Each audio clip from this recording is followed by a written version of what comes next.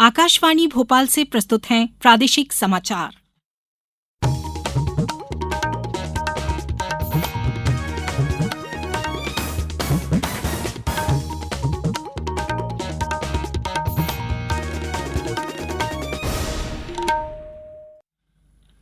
नमस्कार, समाचारों के साथ मैं राना शाहिद। पहले इस बुलेटिन के मुख्य समाचार। प्रधानमंत्री ने विकसित भारत संकल्प यात्रा के लाभार्थियों से किया संवाद। केंद्रीय मंत्रिमंडल ने अमरकंटक ताप विद्युत पावर स्टेशन के लिए इक्विटी निवेश के प्रस्ताव को दी मंजूरी। अयोध्या में श्री राम मंदिर प्राण प्रतिष्ठा कार्यक्रम को लेकर प्रदेश में उत्साह चरम पर और प्रदेश के कुछ जिलों में बारिश के बाद ठंड के तेवर हुए तीखे। टीकमगढ़, मंडला और बालाघाट में कोल्ड डे की चेतावनी। अब समाचार विस्तार से।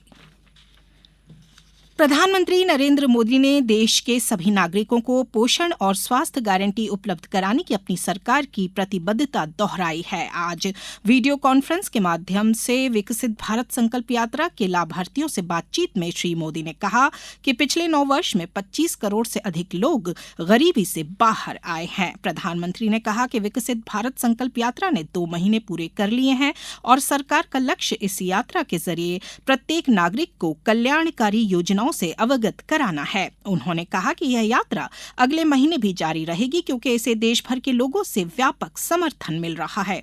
उन्होंने कहा कि विकसित भारत संकल्प यात्रा एक जन आंदोलन बन चुकी है और अब तक 15 करोड़ लोग इसमें शामिल हो चुके हैं।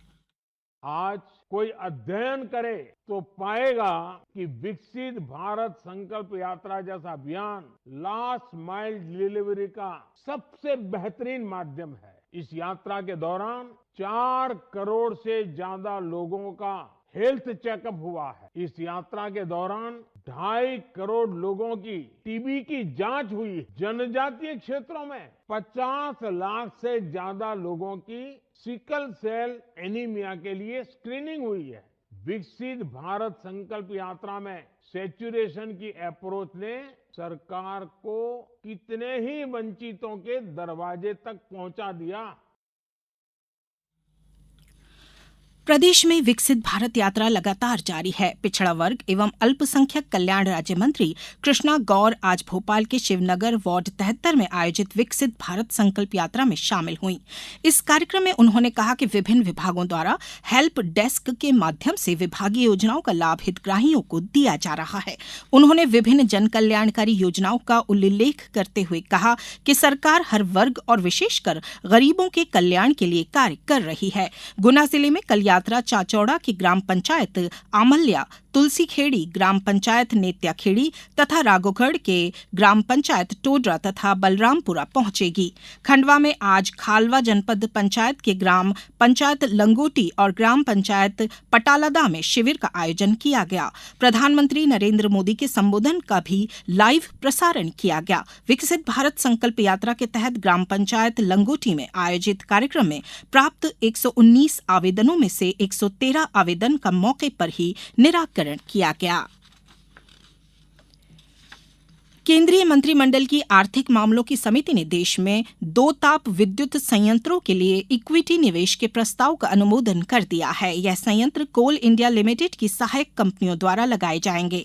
इनका लक्ष्य लोगों को उचित लागत पर सस्ती बिजली प्रदान करना है। इनमें से एक संयंत्र मध्य प्रदेश में अमरकंटक ताप विद्युत पावर स्टेशन के नाम से लगाया जाएगा। इसे दक्षिण पूर्व कोल फील्ड्स लिमिटेड और मध्य प्रदेश विद्युत उत्पादन कंपनी लिमिटेड द्वारा संयुक्त उद्यम के रूप में संचालित किया जाएगा। इसके अलावा दूसरा super critical thermal power station Mahanadi basin power limited द्वारा ओडिशा के सुंदरगढ़ जिले में स्थापित किया जाएगा। अब समाचारों में वक्त है एक ब्रेक का।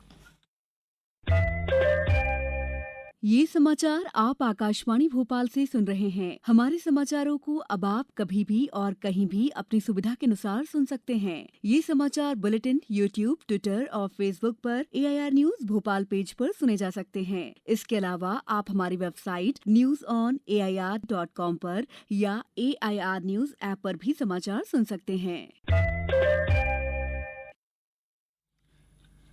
ब्रेक के बाद समाचारों में एक बार फिर आपका स्वागत है। भगवान श्री राम के अयोध्या में मंदिर में प्राण प्रतिष्ठा के पूर्व प्रदेश में उत्साह का वातावरण बना है। प्रदेश के शहरों और ग्रामों में रोशनी और प्राण प्रतिष्ठा के दिन 22 जनवरी को हर घर दीप जलाने की तैयारी की गई है। प्रदेश की सभी ग्राम पंचायतों में श्री राम कथा सप्ताह मनाया जा रहा है। धार जिले में मेरा गांव मेरी अयोध्या अभियान के तहत प्रभात फेरियों का आयोजन किया जा रहा है। साथ ही मंदिरों में स्वच्छता अभियान जारी है। बैतूल के ग्राम जामठी में भारत भारती आवासीय विद्यालय परिसर में विद्यार्थियों ने मानव श्रृंखला बनाकर श्री राम मंदिर की आकृति बनाई। अयोध्या में रामलला प्राण प्रतिष्ठा के अवसर पर 22 तारीख को केंद्र सरकार के कार्यालयों में दोपहर 2:30 बजे तक अवकाश रहेगा। कार्मिक विभाग ने अपने आदेश में कहा कि कर्मचारियों को समारोह में भाग लेने के लिए यह निर्णय लिया गया है। यह आदेश देश भर के सभी केंद्रीय सरकारी कार्यालयों, केंद्रीय संस्थानों और केंद्रीय औद्योगिक प्रतिष्ठानों पर लागू होगा। प्रदेश में जबलपुर और शहडोल संभागों में कहीं कहीं वर्षा दर्ज की गई, जबकि सतना, नौगांव और टीकमगढ़ में शीतल दिन रहा। प्रदेश में सबसे कम तापमान 5.6 डिग्री सेल्सियस दतिया और नौगांव में दर्ज किया गया। मौसम विभाग ने टीकमगढ़, डिंडौरी, मंडला और बालाघाट जिले में शीतल दिन रहने का अनुमान जताया है। वहीं सागर और चंबल संभाग के जिलों के लिए घने कोहरे का येलो अलर्ट जारी किया है। इस बीच भोपाल में रात का तापमान 11 डिग्री सेल्सियस बना हुआ है। गुना जिले में सर्दी का असर बना हुआ है। आज दिन का न्यूनतम तापमान 6.6 डिग्री सेल्सियस दर्ज किया गया। जिले में आज दिन में धूप निकलने के बाद भी ठिठुरन महसूस की गई। वहीं शाम होते ही ठंड का असर बढ़ने लगा है।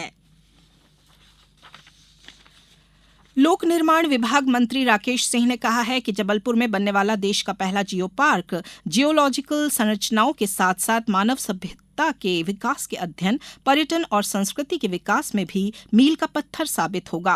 वह आज लम्हेटा घाट, भेड़ाघाट, जबलपुर में जियो पार्क की स्थापना एवं उसकी परियोजना के संबंध में मंत्रालय में हुई बैठक में हिस्सा ले रहे थे। उन्होंने कहा कि भेड़ाघाट, लम्हेटा घाट जियोलॉजिकल गतिविधियों के लिए दुनिया भर में जाने जाते हैं। श्री सिंह ने संग्रहालय में लम्हेटा निर्माण, उसके फैलाव, रानी दुर्गावती की जानकारी एवं जबलपुर की भू संस्कृति का समावेश करने के निर्देश दिए। अब कुछ समाचार संक्षेप में। अशोकनगर में जिला पंचायत सदस्य उपनिर्वाचन हेतु होने वाले मतदान के लिए मतदान दलों को प्रशिक्षण 20 जनवरी को शासकीय मॉडल उच्चतर माध्यमिक विद्यालय ईसागढ़ में आयोजित किया गया है। मध्यप्रदेश उर्दू अकादमी संस्कृति परिषद और संस्कृति विभाग द्वारा उर्दू शेरो अदब में मर्यादा पुरुषोत्तम राम पर आधारित 4 लफ्जों में कहें क्यों कर फसाना राम का महफिल कव्वाली एवं काव्यांजलि कार्यक्रम कल शाम जनजातीय संग्रहालय में होगा। शिवपुरी जिले के डहरवाड़ा ग्राम के आंगनवाड़ी केंद्र में आज निःशुल्क आयुर्वेद चिकित्सा शिविर लगाया गया, जिसमें रोगियों का स्वास्थ्य परीक्षण किया गया। आज इस बुलेटिन में बस इतना ही। दीजिए इजाजत। नमस्कार।